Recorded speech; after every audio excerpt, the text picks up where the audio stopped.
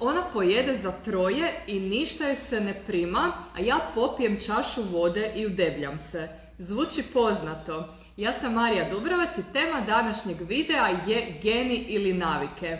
Ovu rečenicu znam dobiti od svojih klijentica, kao i to da su one u fazi života, pa im se eto u toj dobi, u toj fazi jednostavno sami od sebe nakupljaju kilogrami.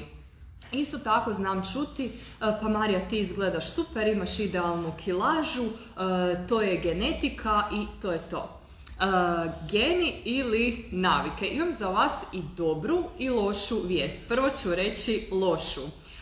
Dakle, broj 1 su navike, a dobra vijest je da zapravo s obzirom da navike utječu na naše rezultate, mi imamo utjecaj na naše rezultate i ono s čime nismo zadovoljni možemo promijeniti. Ja se mogu udebljati isto kao i svaka druga osoba, da jednostavno krenem jesti nezdravu hranu, normalno da bi dobila i kilograme i celulit, da ne vježbam i zapravo svi ljudi ako jednostavno sjede po cijele dane, ne vježbaju, normalno da će krenuti u kočenost, ne mogu biti fleksibilni i logično je da će uslijediti i bolovi u leđima, bolovi u vratu, tako da nitko nije genetski fit i idealne kilaže cijeli život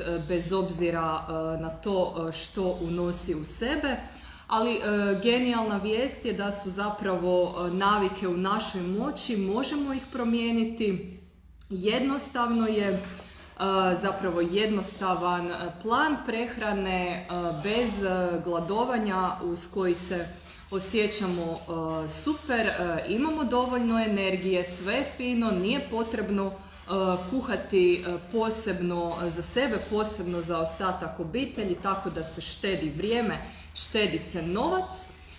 Isto još jedna bitna stvar, znači možete imati najbolji plan i program, najbolju podršku, najbolje vodstvo na svijetu, ali ako se vi tog plana i programa ne držite, rezultat koji želite naravno da će izostati. I još jedna druga bitna stvar, možete se pridržavati, ali potreban je kontinuitet, znači ne da jedan dan se pridržavate, a onda drugi dan brljate, mrljate, svašta radite. Naravno da rezultat u tom slučaju neće biti isti kao kada ste u kontinuitetu. Kada govorimo o ukočenosti, o nekakvim bolovima u leđima i vratu, samo uvođenjem treninga 20 minuta svaki drugi dan možete napraviti stvarno veliku razliku za sebe i napredak prema oslobađanju od bolova i ukočenosti. Isto tako, treći primjer su nekakvi poslovni financijski rezultati. Tu isto znam čuti zapravo izgovor, pa Marija tebi sve ide, koji god posao da ti radiš ti bi bila uspješna. To je također jedna velika zabluda da su uspješni ljudi predodređeni, za to imaju više sreće, ide im sve od ruke, rođeni, ne postoje uspješni ljudi koji su rođeni sa uspješnim navikama, znanjima i vještinama. Postoje ljudi koji postave uspjeh kao prioritet i onda jednostavno savladaju znanja i vještine koje su potrebne da se ti ciljevi ostvare.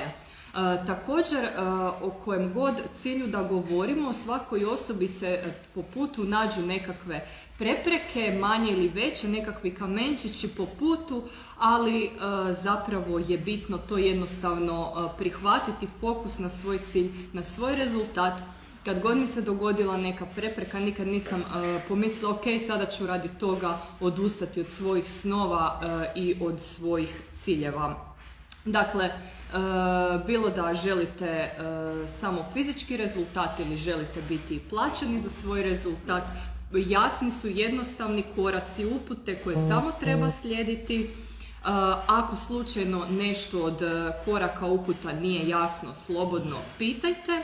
A ako niste u situaciji u kojoj želite biti, ako trenutno nemate rezultat koji želite imati, podijelite sa mnom u komentar što vas u tome sprječava. Hvala puno na slušanju i pažnji i lijep pozdrav od mene.